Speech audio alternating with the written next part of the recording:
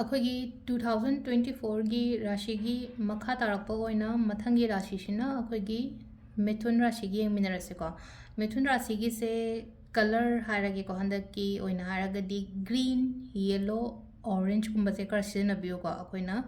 ꯑꯩꯒꯤ ꯗ꯭ꯔꯦꯁ ꯂꯩꯕꯗꯅꯤ ꯈꯪꯗꯦ ꯑꯗꯒꯤ ꯑꯉꯥꯡꯅꯦ ꯍꯥꯏꯔꯁꯦꯀꯣ ꯑꯉꯥꯡꯒꯤ ꯑꯩꯈꯣꯏꯅ ꯐꯤꯔꯣꯟ ꯊꯣꯟꯕꯗꯅꯤ ꯈꯪꯗꯦ ꯒ꯭ꯔꯤꯟ ꯌꯦꯜꯂꯣ ꯑꯣꯔꯦꯟꯖꯀꯨꯝꯕꯁꯦꯀꯣ ꯈꯔ ꯌꯥꯝꯅ ꯑꯗꯨꯃꯥꯏꯅ ꯇꯧꯔꯒ ꯁꯦꯠꯍꯟꯕꯤꯌꯨꯀꯣ ꯑꯗꯨꯒ ꯈ꯭ꯔꯤꯁꯇꯜꯀꯣ ꯈ꯭ꯔꯤꯁꯇꯜꯗꯅ ꯃꯨꯟ ꯁ꯭ꯇꯣꯟ ꯁꯤꯕ ꯌꯥꯏꯀꯣ ꯃꯨꯟ ꯁ꯭ꯇꯣꯟ ꯍꯥꯏꯔꯒꯗꯤ ꯀꯔꯝꯕꯅꯣ ꯍꯥꯏ ꯀꯥꯟ ꯁꯤꯁꯦꯀꯣ ꯍꯥꯏꯗꯤ ꯑꯉꯧꯕ ꯃꯆꯨꯒꯤ ꯅꯨꯡꯁꯦꯀꯣ ꯍꯥꯏꯗꯤ ꯃꯨꯟ ꯁ꯭ꯇꯣꯟ ꯁꯤꯕ ꯌꯥꯏ ꯁꯤꯇ꯭ꯔꯤꯟ ꯁꯤꯖꯤꯟꯅꯕꯤꯕ ꯌꯥꯏꯀꯣ ꯍꯥꯏꯗꯤ ꯁꯤꯇ꯭ꯔꯤꯟ ꯍꯥꯏꯔꯒꯗꯤ ꯁꯤꯗ ꯂꯩꯔꯦꯀꯣ ꯍꯥꯏꯗꯤ ꯁꯤꯇ꯭ꯔꯤꯟ ꯁꯤꯕ ꯌꯥꯏ ꯑꯗꯨꯒ ꯑꯃꯅ ꯇꯥꯏꯒꯔ ꯑꯥꯏ ꯁꯤꯕ ꯌꯥꯏꯀꯣ ꯇꯥꯏꯒꯔ ꯑꯥꯏꯁꯦ ꯐꯠꯇꯕꯗꯤꯗ ꯌꯥꯝ ꯉꯥꯛꯊꯣꯛꯄꯅꯤꯀꯣ ꯍꯥꯏꯗꯤ ꯇꯥꯏꯒꯔ ꯑꯥꯏꯁꯤꯗ ꯌꯥꯎꯋꯤ ꯁꯤꯗꯤ ꯃꯤꯛꯁꯅꯤꯀꯣ ꯑꯗꯣ ꯁꯤꯒꯨꯝꯕ ꯉꯥꯛꯇ ꯑꯗꯨꯃꯥꯏꯅ ꯇꯧꯔꯒ ꯁꯤꯒꯤ ꯇꯥꯏꯒꯔ ꯑꯥꯏꯁꯦꯀꯣ ꯁꯤꯁꯤꯃ ꯁꯤꯖꯤꯟꯅꯕꯤꯕ ꯌꯥꯏ ꯑꯗꯨꯒ ꯑꯃꯅ ꯑꯣꯄꯜꯀꯣ ꯑꯣꯄꯜꯁꯦ ꯃꯨꯟꯁꯇꯣꯟꯒ ꯑꯗꯨꯝ ꯍꯥꯏꯐꯦꯠ ꯃꯥꯟꯅꯔꯞ ꯇꯧꯕꯅꯦꯀꯣ ꯁꯤꯁꯦ ꯑꯗꯣ ꯍꯥꯏꯗꯤ ꯃꯥꯁꯤꯅ ꯈꯔ ꯂꯪꯕ ꯑꯃꯨꯛ ꯍꯦꯟꯕ ꯑꯗꯣ ꯃꯁꯛꯇꯤ ꯀꯩꯁꯨ ꯑꯗꯨꯝ ꯍꯥꯏꯐꯦꯠ ꯑꯗꯨꯝ ꯑꯩ ꯍꯥꯏꯁꯦꯀꯣ ꯁꯤꯗ ꯌꯦꯡꯉꯨꯀꯣ ꯈꯤꯇꯪ ꯃꯥꯟꯅꯗ꯭ꯔꯕꯅ ꯑꯉꯧꯕ ꯉꯥꯛꯇ ꯑꯣꯏꯅ ꯑꯣꯏꯀꯣ ꯑꯗꯣ ꯍꯥꯏꯗꯤ ꯃꯨꯟꯅ ꯌꯦꯡꯁꯤꯜꯂꯀꯥꯟꯗ ꯈꯪꯒꯅꯤꯀꯣ ꯁꯤꯁꯦ ꯍꯥꯏꯗꯤ ꯑꯣꯄꯜꯅ ꯀꯔꯝꯕꯅꯣ ꯃꯨꯟꯁꯇꯣꯟꯅ ꯀꯔꯝꯕꯅꯣ ꯍꯥꯏꯕꯗꯣ ꯑꯗꯣ ꯁꯤꯗ ꯂꯩꯔꯦ ꯑꯩꯈꯣꯏꯒꯤ ꯀꯂꯔꯒ ꯈ꯭ꯔꯤꯁꯇꯜꯒꯗꯤ ꯄꯤꯔꯦ ꯑꯗꯨꯝ ꯃꯈꯥ ꯇꯥꯕꯀꯣ ꯍꯥꯏꯗꯤ ꯑꯩꯈꯣꯏꯒꯤ ꯀꯥꯔꯠꯀꯤ ꯑꯦꯅꯔꯖꯤꯁꯤꯅ ꯀꯩ ꯂꯩꯒꯦ ꯍꯥꯏꯕꯗꯣ ꯑꯗꯨ ꯍꯥꯏꯐꯦꯠꯇꯪ ꯌꯦꯡꯃꯤꯟꯅꯔꯁꯦꯀꯣ ꯑꯗꯣ ꯑꯩꯈꯣꯏꯒꯤ ꯀꯥꯔꯠꯀꯤꯁꯦ ꯀꯥꯔꯠ ꯑꯍꯨꯝꯅꯤꯀꯣ ꯑꯩꯅ ꯂꯧꯊꯣꯛꯏꯁꯦ ꯅꯍꯥꯟꯗꯒꯤ ꯁꯨꯝ ꯑꯩꯅ ꯚꯤꯗꯤꯑꯣ ꯁꯦꯝꯃꯛꯏꯁꯦ ꯔꯥꯁꯤꯒꯤ ꯃꯇꯨꯡ ꯏꯟꯅ ꯀꯥꯔꯠ ꯑꯍꯨꯝ ꯍꯥꯏꯔꯒꯗꯤ ꯄꯔꯁꯅꯦꯜ ꯂꯥꯏꯐ ꯑꯗꯒꯤ ꯔꯤꯂꯦꯁꯟꯁꯤꯞ ꯑꯗꯨꯒ ꯑꯃꯅ ꯀꯔꯤꯌꯔꯒꯤ ꯑꯣꯏꯅ ꯑꯗꯨꯃꯥꯏꯅ ꯑꯗꯣ ꯁꯤꯒꯤꯁꯨ ꯆꯞ ꯃꯥꯟꯅꯅ ꯑꯩꯈꯣꯏꯒꯤ ꯃꯤꯊꯨꯟ ꯔꯥꯁꯤꯒꯤꯁꯨ ꯌꯦꯡꯃꯤꯟꯅꯔꯁꯦ ꯀꯥꯔꯠ ꯑꯍꯨꯝ ꯈꯛꯇꯪ ꯂꯧꯊꯣꯛꯆꯔꯛꯀꯦꯀꯣ ꯁꯤꯗꯒꯤ ꯑꯍꯥꯟꯕ ꯑꯅꯤꯁꯨꯕ ꯑꯍꯨꯝꯁꯨꯕ ꯁꯤꯗ ꯂꯩꯔꯦꯀꯣ ꯑꯩꯈꯣꯏꯒꯤ 3 ꯀꯥꯔꯠꯁꯦ ꯂꯥꯛꯀꯗꯧꯔꯤꯕ ꯆꯍꯤꯁꯦ ꯀꯔꯤ ꯒꯥꯏꯗꯦꯟꯁ ꯂꯩꯒꯦ ꯍꯥꯏꯕꯗꯨ ꯌꯦꯡꯃꯤꯟꯅꯔꯁꯦ ꯑꯍꯥꯟꯕ ꯑꯅꯤ ꯑꯍꯨꯝ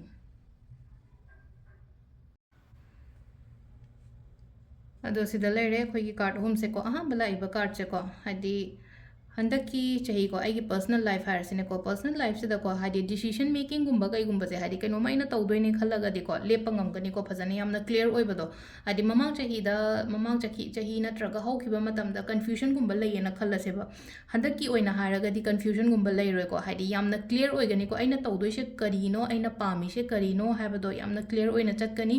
ꯑꯗꯨꯒ ꯀꯣ ꯍꯥꯏꯗꯤ ꯒ꯭ꯔꯣꯠ ꯂꯩꯒꯅꯤꯀꯣ ꯂꯥꯏꯐꯁꯤꯗ ꯒ꯭ꯔꯣꯠ ꯂꯩꯒꯅꯤ ꯌꯥꯝꯅ ꯑꯣꯅꯦꯁ ꯑꯣꯏꯅꯁꯨ ꯊꯕꯛ ꯇꯧꯋꯦꯀꯣ ꯑꯣꯅꯦꯁ ꯑꯣꯏꯅꯁꯨ ꯊꯕꯛ ꯇꯧꯋꯦ ꯑꯗꯨꯒ ꯑꯩꯒꯤ ꯄꯥꯔꯠꯅꯔꯅꯤ ꯈꯪꯗꯦ ꯅꯠꯇ꯭ꯔꯒ ꯑꯩꯒꯤ ꯐꯦꯃꯤꯂꯤꯒꯤꯅꯤ ꯈꯪꯗꯦ ꯄꯨꯔꯥ ꯐꯨꯜ ꯁꯞꯄꯣꯔꯠꯀꯨꯝꯕ ꯄꯤꯕꯤꯕꯗꯣ ꯍꯥꯏꯗꯤ ꯅꯨꯄꯤꯒꯤ ꯐꯤꯒꯔ ꯑꯣꯏꯇꯥꯔꯒꯁꯨ ꯅꯨꯄꯥꯒꯤ ꯐꯤꯒꯔ ꯑꯣꯏꯇꯥꯔꯒꯁꯨꯀꯣ ꯍꯥꯏꯗꯤ ꯌꯦꯡꯉꯤꯕ ꯄꯔꯁꯟꯁꯦ ꯃꯤꯊꯨꯟ ꯔꯥꯁꯤꯒꯤ ꯅꯨꯄꯥꯅ ꯌꯦꯡꯒꯦꯔꯥ ꯅꯨꯄꯤꯅ ꯌꯦꯡꯒꯦꯔꯥꯀꯣ ꯅꯨꯄꯤ ꯑꯣꯏꯇꯥꯔꯁꯨ ꯑꯩꯒꯤ ꯐꯦꯃꯤꯂꯤꯒꯤꯗꯃꯛꯇ ꯅꯨꯄꯥ ꯑꯣꯏꯇꯥꯔꯒꯁꯨ ꯑꯩꯒꯤ ꯐꯦꯃꯤꯂꯤꯒꯤꯗꯃꯛꯇ ꯑꯩꯁꯦ ꯃꯣꯏꯒꯤꯗꯃꯛꯇ ꯊꯕꯛ ꯑꯇꯩ ꯂꯩꯅꯀꯣ ꯍꯦꯜꯞꯅꯤ ꯈꯪꯗꯦ ꯁꯞꯄꯣꯔꯠꯅꯤ ꯈꯪꯗꯦ ꯑꯗꯨꯝꯕ ꯃꯌꯥꯝ ꯑꯃ ꯇꯧꯒꯦ ꯍꯥꯏꯅ ꯈꯟꯕꯒꯤ ꯑꯗꯨꯃꯥꯏꯅ ꯂꯩꯖꯩꯀꯣ ꯏꯁꯥꯗ ꯑꯗꯨꯒ ꯑꯃꯅꯀꯣ ꯍꯥꯏꯗꯤ ꯊꯥꯖꯕꯤꯌꯣ ꯍꯥꯏꯗꯤ ꯑꯩꯒꯤ ꯃꯥꯏꯟ ꯑꯩꯒꯤ ꯋꯥꯈꯜ ꯑꯩꯒꯤ ꯀꯩꯅꯣ ꯃꯌꯥꯝꯁꯦ ꯂꯣꯏꯅ ꯊꯥꯖꯕꯤꯌꯣ ꯏꯟꯇ꯭ꯌꯨꯁꯟꯁꯀꯣ ꯑꯩꯅ ꯁꯨꯝ ꯈꯜꯂꯛꯏꯕ ꯈꯣꯠꯂꯤꯕ ꯁꯤꯒꯨꯝꯕ ꯃꯌꯥꯝꯁꯦ ꯊꯥꯖꯧꯑꯣ ꯊꯥꯖꯔꯒ ꯐꯖꯅ ꯐꯣꯂꯣ ꯇꯧꯕꯤꯌꯣ ꯍꯥꯏꯗꯤ ꯑꯩꯒꯤ ꯍꯥꯔꯠꯇꯒꯤ ꯊꯣꯛꯂꯛꯄ ꯍꯥꯏꯇꯥꯔꯦꯀꯣ ꯑꯩꯒꯤ ꯍꯥꯔꯠꯇꯒꯤ ꯊꯣꯛꯂꯛꯄ ꯍꯥꯏꯔꯒꯗꯤ just follow what your heart ꯁꯦꯁꯀꯣ ꯑꯗꯨꯁꯤꯗ ꯑꯩꯅ ꯍꯥꯏꯅꯀꯣ ꯍꯥꯏꯗꯤ ꯑꯩꯒꯤ ꯐꯦꯃꯤꯂꯤꯒꯤꯗꯃꯛꯇ ꯑꯩꯒꯤ ꯀꯩꯅꯣꯒꯤꯗꯃꯛꯇ ꯍꯥꯏꯗꯤ ꯑꯩꯗꯣ ꯄꯨꯔꯥ ꯐꯨꯜ ꯁꯞꯄꯣꯔꯠ ꯀꯩꯀꯥ ꯇꯧꯒꯦ ꯈꯣꯠꯀꯦ ꯍꯥꯏꯕꯒꯤ ꯑꯗꯨꯒꯤ ꯑꯁꯥꯗꯤ ꯂꯩ ꯇꯥꯔꯁꯨ ꯑꯩꯒꯤꯅꯦ ꯍꯥꯏꯕꯗꯗꯤ ꯁꯞꯄꯣꯔꯠꯇꯤ ꯀꯌꯥꯗꯤ ꯂꯩꯔꯣꯏꯀꯣ ꯍꯥꯏꯗꯤ ꯑꯩꯈꯣꯏꯁꯦ ꯏꯊꯟꯗ ꯇꯧꯒꯗꯕꯅꯦꯕ ꯁꯤꯒꯤ ꯍꯥꯏꯗꯤ ꯑꯂꯣꯟ ꯑꯣꯏꯒꯟꯕꯗꯣ ꯍꯥꯏꯗꯤ ꯑꯩꯈꯣꯏꯒꯤ ꯀꯩꯅꯣꯝꯃ ꯇꯧꯕ ꯃꯇꯝꯗ ꯑꯩꯒꯤꯅꯦ ꯍꯥꯏꯕꯗꯗꯤ ꯌꯥꯝ ꯀꯥ ꯍꯦꯟꯅ ꯁꯞꯄꯣꯔꯠ ꯂꯩꯇ꯭ꯔꯒꯁꯨ ꯑꯩꯅꯗꯤ ꯃꯌꯥꯝꯒꯤꯗꯃꯛꯇ ꯇꯧꯕꯤꯒꯦ ꯍꯥꯏꯕꯒꯤ ꯑꯗꯨꯒꯤ ꯋꯥꯈꯟꯗꯤ ꯑꯗꯨꯝ ꯂꯩꯀꯣ ꯑꯗꯨꯒ ꯇꯧꯕꯁꯨ ꯉꯝꯒꯅꯤꯀꯣ ꯏꯊꯟꯗ ꯍꯥꯏꯗꯤ ꯃꯤꯒꯤ ꯃꯇꯦꯡ ꯌꯥꯎꯗ꯭ꯔꯒꯁꯨ ꯃꯤꯒꯤ ꯁꯞꯄꯣꯔꯠ ꯐꯦꯃꯤꯂꯤꯒꯤ ꯁꯞꯄꯣꯔꯠ ꯌꯥꯎꯗꯦꯅ ꯈꯜꯂꯁꯦ ꯑꯗꯒꯤ ꯑꯀꯣꯏꯕꯗ ꯐ꯭ꯔꯦꯟ ꯁꯔꯀꯜꯗꯦ ꯀꯩꯗꯦꯀꯣ ꯌꯥꯝ ꯀꯥ ꯍꯦꯟꯅ ꯃꯇꯦꯡ ꯃꯣꯏꯗꯒꯤ ꯐꯪꯗꯦ ꯍꯥꯏꯅꯁꯨ ꯈꯜꯂꯒꯁꯨꯀꯣ ꯍꯥꯏꯗꯤ ꯑꯩ ꯏꯊꯟꯗ ꯂꯣꯏꯅ ꯐꯖꯅ ꯄꯥꯡꯊꯣꯛꯄ ꯉꯝꯒꯅꯤꯀꯣ ꯌꯥꯝꯅ ꯀ꯭ꯂꯤꯌꯔ ꯑꯣꯏꯒꯅꯤ ꯒ꯭ꯔꯣꯠ ꯂꯩꯒꯅꯤꯀꯣ ꯍꯥꯏꯗꯤ ꯄꯔꯁꯅꯦꯜ ꯂꯥꯏꯐꯇ ꯀꯔꯤꯗ ꯍꯥꯏꯔꯒꯗꯤꯀꯣ ꯂꯥꯛꯇꯣꯔꯤꯕ ꯆꯍꯤꯁꯦ ꯌꯥꯝꯅ ꯀ꯭ꯂꯤꯌꯔ ꯑꯣꯏꯒꯅꯤ ꯒ꯭ꯔꯣꯠꯀꯨꯝꯕ ꯐꯖꯅ ꯄꯤꯔꯤꯀꯣ ꯑꯗꯣ ꯃꯊꯪꯒꯤꯁꯦ ꯑꯃꯨꯛ ꯌꯦꯡꯃꯤꯟꯅꯁꯦꯀꯣ ꯃꯊꯪꯒꯤꯁꯤꯅ ꯑꯩꯈꯣꯏꯅ ꯑꯁꯤ ꯂꯥꯛꯏꯁꯦꯀꯣ ꯑꯦꯖ ꯑꯣꯐ ꯋꯥꯟꯁ ꯍꯥꯏꯅ ꯂꯥꯛꯏꯁꯦ ꯑꯦꯖ ꯑꯣꯐ ꯋꯥꯟꯁꯦ ꯔꯤꯂꯦꯁꯟꯁꯤꯞꯀꯤꯅ ꯀꯔꯤ ꯍꯥꯏꯔꯤꯒꯦ ꯍꯥꯏꯕꯗꯣ ꯍꯥꯏꯔꯛꯑꯒꯦꯀꯣ ꯑꯗꯣ ꯑꯩꯈꯣꯏꯒꯤ ꯔꯤꯂꯦꯁꯟꯁꯤꯞꯀꯤ ꯃꯇꯥꯡꯒꯤꯁꯦ ꯅꯝꯕꯔ 2ꯗ ꯂꯥꯛꯏꯕ ꯀꯥꯔꯠꯁꯦ ꯁꯤꯁꯦꯅ ꯍꯥꯏꯔꯤꯁꯦ ꯀꯩꯅꯣ ꯍꯥꯏ ꯀꯥꯟꯁꯤꯗꯀꯣ हजिक हाना ऑलरेडी रिलेशनशिप त लैबा हारसिने को इमुंग मनुंगी मरी हारसे इम्प्रूव होइरक्पा हाइदि फगलक्पा दुमाइना पीरी को फगलक्पा दुमाइना पीरी अमुक्का हन्ना फजना हाना दौना लैमिनबा अदुसु पीरी को अदुगा खितंग को हाइदि ऐगी पार्टनर नत्रगा ऐगी इमुंग मनुंगी दमक्ता को मतम काइथोपियो फजना हाइतारे मोइद इंपोर्टेंस खरा पीबसु दरकार रोय को अदु तारगदी अमुक्का हन्ना हानगी दौना नुशी चानना फजना लैबा खोपा आइ पीरी अदुगा अमुक्का हाइदि केनोगुम्बा हाइरसिनेको अखोइगी सिंगल गुम्बा कैगुम्बा दुमाइना लेरगदी हाइदि न्यू रिलेशनशिप न्यू केनोमा दुमाइना चंगईको हाइदि इनौ नौबा रिलेशनशिप अमा मीनी खंगदे नत्रा मीनी खंगदे हाइरसे हाइदि फ्रेंड सर्कल की साइड ते ओइबे याइ नत्रगा हाइदि फैमिली की साइड ते गी ओइबे याइ को अदुमाइना तौरगा हाइतारेको ऐगी लाइफ ता एंटर तौरक्पा अदुमा पीरीको यामना पॉजिटिव ओइको अखोइगी रिलेशनशिप की मतांगदा हाइरगदे अदो सिदा अखोइगी कैनोगी ओइना हाइरगसुको हाइदि सम करी अखोइगी ऑलरेडी मैरिड गुम्बा लेरगा बेबी गुम्बा कैगुम्बा दुमाइना एक्सपेक्ट का तौरगा लैबा खोपो तारगदी प्लानिंग का लेरगदी हाइदि हंदकी चाहिए से अंगांगुम्बा कैगुम्बा अदुम्बगिसु अदुम लाइको हाइदि मैरिड ngैगिनिको हाइदि सिदा अंगांगुम्बा कैगुम्बा लाइसे अदो ओवरऑल रिलेशनशिप की ओइना हाइरगदी यामना 100% पॉजिटिव ओइबा कार्ड ने सिदा लाइबा खोइगी हंदकी सिदा एज ऑफ वंस एना हाइसे सिदा अदुगा अखोइगी लास्ट के कार्ड से हाइदि करियर की ओइना लाइसे को सिदा सिदा लाइबा कार्ड से हाइदि सिगी मीनिंग से कैनो हाइ कान सिदा को ऐगी दमक्ता हंदकी करियर की कैगी मतंग से हाइदि अꯩꯉꯣꯟꯗꯒꯤ ꯈꯤꯇꯪ ꯍꯦꯟꯕ ꯍꯥꯏꯔꯁꯤꯅꯀꯣ ꯑꯩꯉꯣꯟꯗꯒꯤ ꯈꯤꯇꯪ ꯍꯦꯟꯕ ꯍꯥꯏꯔꯒꯗꯤ ꯑꯍꯟꯒꯨꯝꯕ ꯅꯠꯇ꯭ꯔꯒ ꯑꯣꯖꯥꯒꯨꯝꯕꯁꯤꯅꯀꯣ ꯌꯥꯝꯅ ꯍꯦꯜꯞ ꯇꯧꯒꯅꯤꯀꯣ ꯑꯩꯉꯣꯟꯗ ꯑꯩꯒꯤ ꯀꯔꯤꯌꯔꯒꯤ ꯄꯥꯠꯁꯤꯗ ꯀꯔꯤꯌꯔꯒꯤ ꯄꯥꯠꯁꯤꯗ ꯍꯥꯏꯔꯒꯗꯤ ꯕꯤꯖꯤꯅꯦꯁ ꯍꯥꯏꯔꯁꯤꯅꯀꯣ ꯕꯤꯖꯤꯅꯦꯁꯇꯒꯁꯨ ꯑꯦꯛꯁꯄꯤꯔꯤꯌꯦꯟꯁ ꯂꯩꯕ ꯃꯤꯅ ꯑꯩꯉꯣꯟꯗ ꯒꯥꯏꯗꯦꯟꯁꯀꯨꯝꯕ ꯀꯩꯒꯨꯝꯕ ꯄꯤꯕꯤꯕꯁꯦ ꯑꯗꯨꯃꯥꯏꯅ ꯑꯣꯏꯀꯣ ꯏꯁꯥꯒꯤ ꯑꯣꯏꯅꯁꯨ ꯌꯥꯝꯅ ꯕꯦꯂꯦꯟꯁ ꯇꯧꯔꯒ ꯏꯃꯣꯁꯅꯦꯜ ꯕꯦꯂꯦꯟꯁ ꯍꯥꯏꯗꯤ ꯏꯃꯣꯁꯅꯦꯜꯒ ꯉꯁꯥꯏꯒꯤ ꯑꯩꯈꯣꯏꯒꯤ ꯊꯕꯛꯀꯀꯣ ꯌꯥꯝꯅ ꯂꯣꯖꯤꯀꯦꯜ ꯑꯣꯏꯕ ꯄꯣꯠꯁꯤꯡꯁꯦ ꯍꯥꯏꯇꯥꯔꯦ ꯁꯤꯗ ꯑꯗꯣ ꯑꯩꯈꯣꯏꯒꯤ ꯑꯗꯨꯁꯨ ꯐꯖꯅ ꯃꯦꯟꯇꯦꯟ ꯇꯧꯔꯒ ꯕꯦꯂꯦꯟꯁ ꯇꯧꯔꯒ ꯆꯠꯀꯅꯦꯕ ꯍꯥꯏꯗꯤ ꯃꯃꯥꯡꯗ ꯏꯃꯣꯁꯅꯦꯜ ꯑꯣꯏꯔꯒ ꯑꯩꯅ ꯊꯕꯛ ꯏꯪꯈꯥꯡꯗꯒ ꯇꯧꯕ ꯉꯝꯈꯤꯗꯕ ꯅꯠꯇ꯭ꯔꯒ ꯏꯃꯣꯁꯅꯦꯜꯂꯤ ꯐꯨꯜ ꯑꯣꯏꯒꯤ ꯈꯣꯠꯀꯤ ꯀꯥꯏꯅ ꯈꯜꯂꯁꯦꯕ ꯑꯗꯨ ꯇꯥꯔꯒꯗꯤ ꯍꯟꯗꯛꯀꯤ ꯆꯍꯤꯒꯤ ꯑꯣꯏꯅ ꯍꯥꯏꯔꯒꯗꯤ ꯍꯥꯏꯗꯤ ꯑꯅꯤꯁꯦ ꯐꯖꯅ ꯕꯦꯂꯦꯟꯁ ꯇꯧꯔꯒ ꯄꯨꯕꯤꯕ ꯑꯗꯨꯒ ꯀꯔꯤꯌꯔꯒꯤꯗ ꯑꯣꯏꯅ ꯍꯥꯏꯗꯤ ꯁꯤꯒꯤ ꯂꯥꯛꯏꯕ ꯀꯥꯔꯗꯁꯦ ꯌꯥꯝ ꯐꯩꯀꯣ ꯌꯥꯝ ꯐꯩ ꯍꯥꯏꯕ ꯌꯥꯗ꯭ꯔꯗꯤ ꯀꯩꯅꯣ ꯍꯥꯏ ꯀꯥꯟꯁꯤꯗ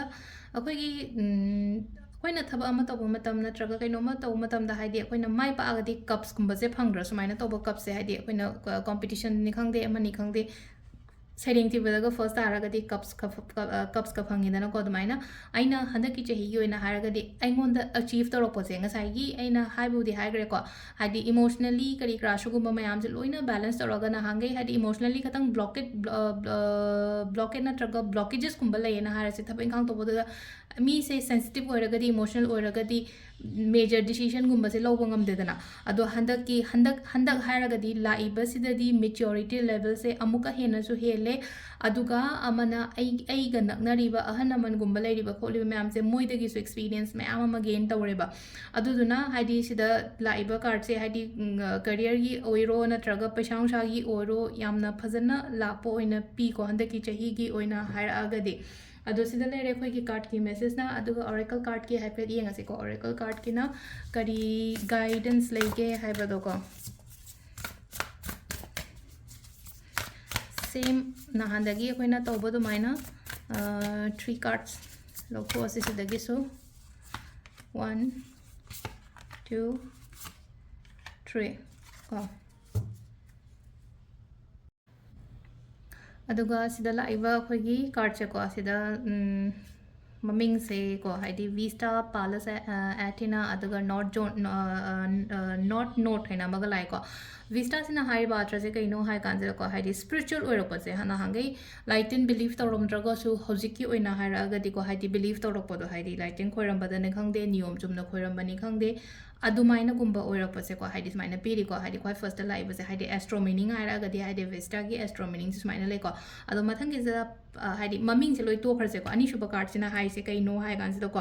ꯑꯃꯨꯛꯀ ꯍꯦꯟꯅꯅꯦ ꯑꯩꯈꯣꯏꯒꯤ ꯊꯕꯛ ꯏꯪꯈꯥꯡ ꯇꯧꯕ ꯃꯇꯝꯗꯀꯣ ꯁꯤꯔꯤꯌꯁ ꯑꯣꯏꯔꯛꯄꯁꯦꯀꯣ ꯁꯤꯔꯤꯌꯁ ꯑꯣꯏꯔꯛꯄ ꯈꯣꯠꯂꯛꯄ ꯑꯗꯨ ꯑꯣꯏꯅ ꯑꯣꯏꯀꯣ ꯑꯩ ꯁꯤꯃꯁꯦ ꯇꯧꯗꯕ ꯌꯥꯗꯦ ꯐꯪꯗꯕ ꯌꯥꯗꯦ ꯍꯥꯏꯕꯒꯤ ꯑꯗꯨꯒꯤ ꯋꯥꯈꯜ ꯂꯥꯛꯀꯅꯤ ꯏꯁꯥꯗ ꯑꯗꯨꯒ ꯂꯥꯁꯀꯤ ꯅꯣꯠ ꯍꯥꯏꯔꯤꯕ ꯑꯥꯔꯊ꯭ꯔꯁꯤꯅ ꯀꯩꯅꯣ ꯍꯥꯏ ꯀꯥꯟꯁꯤꯗꯀꯣ